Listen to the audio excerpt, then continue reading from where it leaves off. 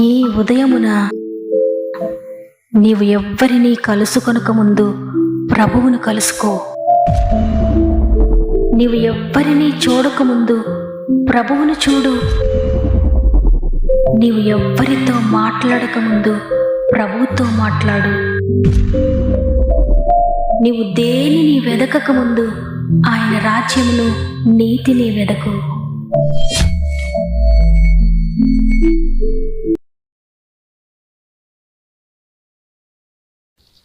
Praise the lord.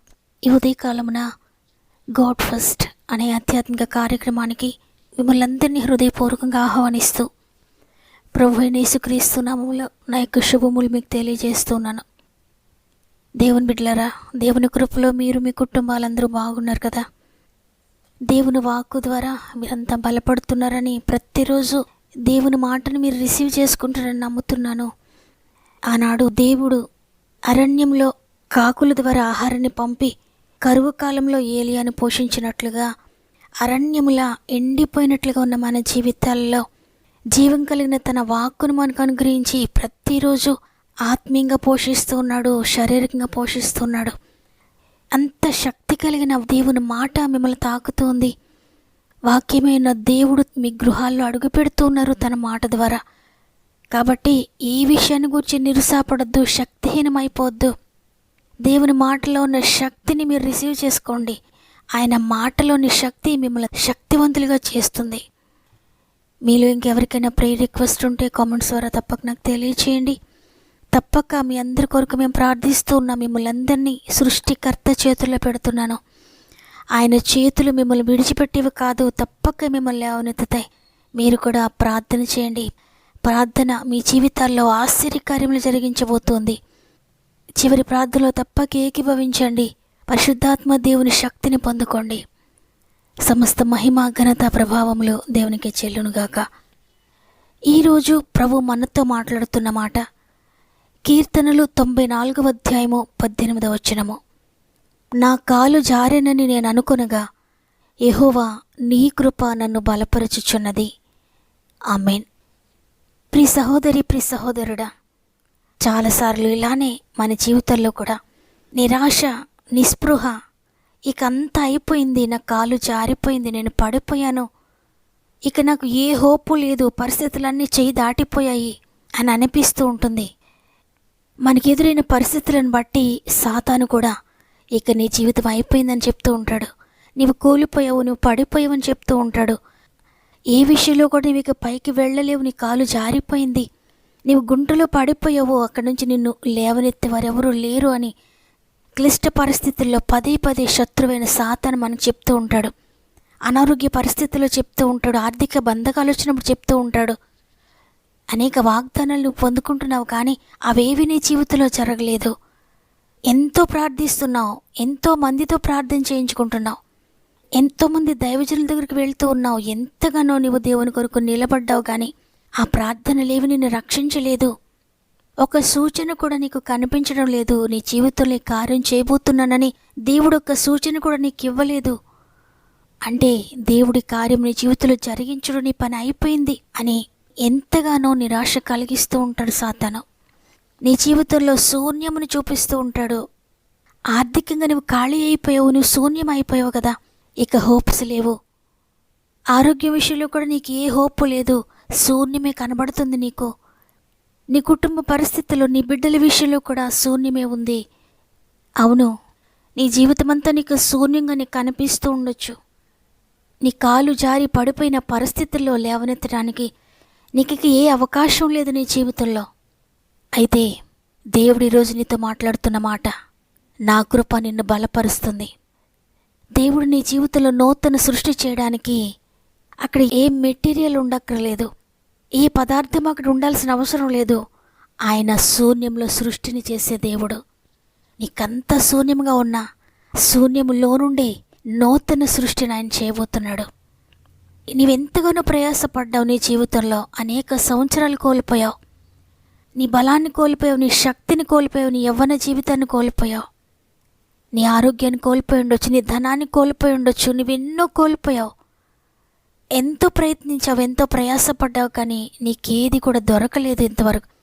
నీ జీవితంలో ఏ కార్యం నువ్వు చూడలేకపోయావు, శూన్యమే మిగిలింది. అయితే నీ జీవితం ఎంత శూన్యంగా ఉన్నా నీ హోప్ను విడిచిపెట్టద్దు. దేవుని మీద ఆశ పెట్టుకొని నిలువబడు. నిరుత్సాహంతో వెనుదిరగొద్దు, ఆశతో నిలువబడు. ఆయన కృప నిన్ను బలపరుస్తుంది తప్పకుండా. ఆయన కృప నీకు బలమిస్తుంది తప్పకుండా. ఆయన కృప నీకు ఆశను కలిగిస్తుంది తప్పకుండా. ఆయన కృప నీకు ఆరోగ్యాన్ని ఇస్తుంది తప్పకుండా. పేతురు, యోహానులు రాత్రంతా శ్రమ పడ్డారు చేపలు పట్టడానికి. వారికున్న టెక్నిక్స్ అన్నీ ఉపయోగించారు, వారికున్న ప్రావీణ్యత అంతా ఉపయోగించారు. కానీ ఒక్క చేప కూడా పడకపోవడంతో ఇక హోప్స్ అన్నీ వదిలేసుకున్నారు. నిరాశతో ఇంటికి వెళ్ళిపోబోతున్నారు. ఇక అయిపోయిందంతా, ఇంత ప్రయాసపడ్డం కానీ మనకేమీ దొరకలేదు అని మరి శూన్యంగా ఏమీ లేని వారుగా వెళ్ళిపోవడానికి సిద్ధపడుతున్నారు. ఆ శూన్యంగా ఉన్న పరిస్థితుల్లో, నిరాశలో ఉన్న పరిస్థితుల్లో, ఏమీ దొరకని పరిస్థితుల్లో, సమయమంతా వ్యర్థమైపోయిన పరిస్థితుల్లో, బలమంతా కోల్పోయిన పరిస్థితుల్లో, ఇక ఆశ అనేది లేని పరిస్థితిలో ప్రభు వచ్చారు. ప్రభు మాట్లాడుతున్నారు, కుడివైపున వల వేయండి అని. ఇంతవరకు అనేక సార్లు వేసాం కదా, ఇక మరలా వేయమంటున్నావు, అక్కడ ఏమీ లేవు, మేము ఇక వేయలేము, మాకు ఇక బలము లేదు, మాకు శక్తి లేదు, మా చేయి దాటిపోయింది, మేము ఇక ఏమీ చెయ్యలేమని అనకుండా అదే ప్రదేశంలో అనేక సార్లు వేశారు. కానీ ప్రభు మాటను బట్టి మరలా వేశారు. అద్భుతం జరిగింది. శూన్యంలో సృష్టిని చేశాడు దేవుడు. శూన్యంగా అయిపోయిన వారి జీవితాల్లో ఆశ్చర్యకరముగా వారి వల పిగిలిపోయి ఎన్ని చేపలు పడ్డాయి. అవును, నువ్వు ఇంతవరకు అనేక సార్లు ప్రార్థించుంటావు, అనేక ప్రయత్నాలు చేసి ఉంటావు, అనేక మంది దైవజనులతో ప్రార్థన చేయించుకొని ఉంటావు. కానీ ఇప్పటివరకు ఏ కార్యం నీ జీవితంలో జరగలేదేమో, శూన్యంగానే ఉందేమో నీ జీవితంలో.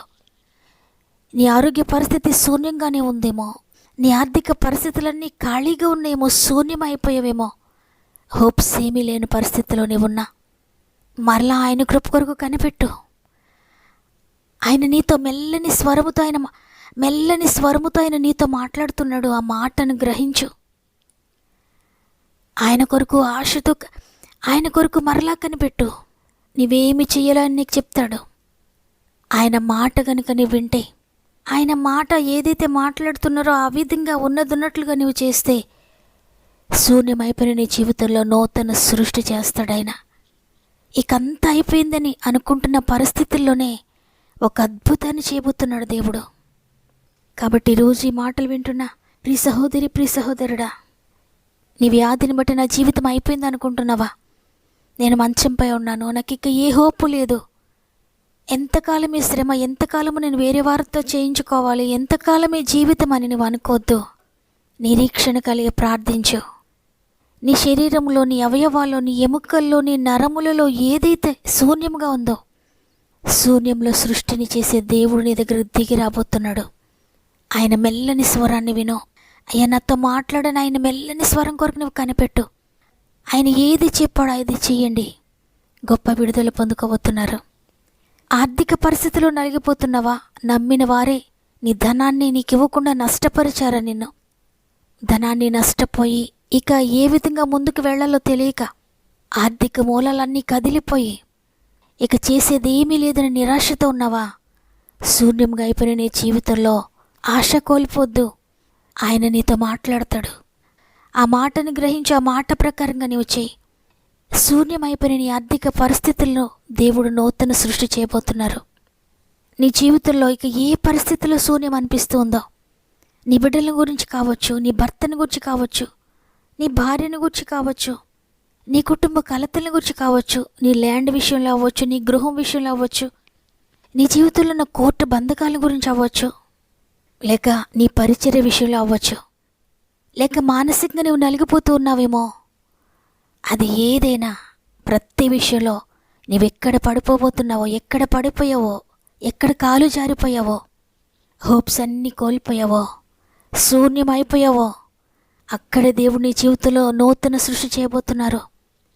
దేవుడు నూతన సృష్టి చెయ్యాలంటే శూన్యంగా ఉండాలి. శూన్యంలోనే చేస్తాడు ఆయన. ఎందుకంటే ఆయన సృష్టి చేయడానికి ఏ పదార్థం అక్కర్లేదు. శూన్యంలో సృష్టిని చేశాడు దేవుడు. ఈరోజు కూడా శూన్యంగా ఉన్న నీ జీవితంలో నూతన సృష్టిని చేయబోతున్నాడు. నమ్మండి, రిసీవ్ చేసుకోండి. నేను నమ్ముతున్నానన్న వారందరూ ఒక్క నిమిషం నాతో మోకరిస్తారా? ప్రేమగల తండ్రి, నీకు వందనాలు అయ్యా. నా కాలు జారిపోయిందని భక్తుడు అనుకున్నప్పుడు నీ కృప ఆయనను బలపరిచిందని, ఈరోజు అదే కృప మా ఆత్మీయ కుటుంబములు అందరినీ కూడా బలపరుస్తుందని నమ్ముతున్నాను. వారు ఎక్కడ పడిపోయారో, దేని విషయంలో నలిగిపోతూ ఉన్నారో, ఎక్కడ శూన్యం అయిపోయిందో వారి జీవితం, ఏ విషయంలో హోప్స్ అన్నీ కోల్పోయారో, డాక్టర్స్ వల్ల కాదు, మనుషుల వల్ల కాదు, నా ధనం వల్ల కాదు, నా వ్యాపారం వల్ల కాలేదు, నా ఉద్యోగం వల్ల కాలేదు, నా బంధువుల వల్ల, నా స్నేహితుల వల్ల కాలేదు, నా ప్రయత్నాల వల్ల కాలేదు, అన్ని విషయాలు నేను ఓడిపోయాను, హోప్స్ అన్ని కోల్పోయానని ఎంతమంది నిరాశలో ఉన్నారో ప్రతి ఒక్కరితో మీరు మాట్లాడారని నమ్ముతున్నాను. పరిశుద్ధాత్ముడా, నిజమైన బోధకుడా, నా మాటలు శూన్యమైపోతాయి, కానీ మీరొక్క మాట మాట్లాడితే వారు బ్రతుకుతారయ్యా, వారి జీవితాలు వెలిగించబడతాయి. పరిశుద్ధాత్మ, ప్రతి ఒక్కరిని స్వాధీనం చేసుకోండి, ప్రతి జీవితంలో అడుగుపెట్టండి అయ్యా, ప్రతి కుటుంబంలో అడుగుపెట్టండి. వారు కోల్పోయినవన్నీ తిరిగి రెస్టోర్ చేయండి. నూతన సృష్టి వారి జీవితంలో జరిగించండి. ఆర్థికంగా బలపరచండి, మానసికంగా బలపరచండి, శారీరకంగా బలపరచండి, ఆరోగ్య విషయంలో బలపరచండి, కోర్టు బంధకాల విషయంలో బలపరచండి, ఉద్యోగ విషయంలో బలపరచండి, వ్యాపార విషయంలో బలపరచండి, వారు చేసే ప్రతి పనిపాట్లలో బలపరచండి. నేను విచ్ఛిన్నమైపోయిన కుటుంబాలను తిరిగి కట్టండి తండ్రి, విడిపోయిన భార్యాభర్తలను తిరిగి కలపండి నాయన. నీ సమాధానము, నీ శాంతిని ప్రతి ఒక్కరికి దయచేయండి. ఏజంతా దాటిపోయింది, ఇక గర్భఫలం రాదని ఎంతమంది నిరాశలో ఉన్నారో, శూన్యంలో సృష్టిని చేసే యేసు శక్తి కలిగిన నామంలో నూతన సృష్టి ప్రతి గర్భంలో కలుగునుగాక.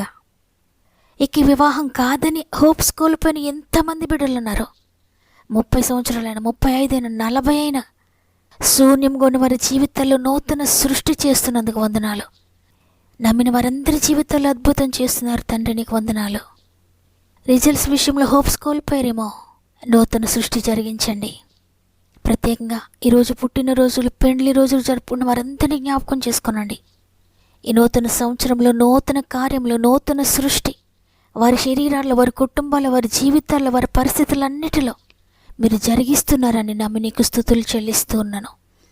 ఇదే నేను ప్రారంభిస్తుండగా ఈరోజంతా మా ఆత్మీయ కుటుంబానికి తోడుగా ఉండి, ఈరోజు వారు వేసే ప్రతి అడుగులో నీ సహాయము, నీ తోడు దయచేసి నడిపిస్తారని యేసయ్య పరిశుద్ధమైన నామములు అడిగి వేడుకొంచున్నాను తండ్రి, ఆమెన్.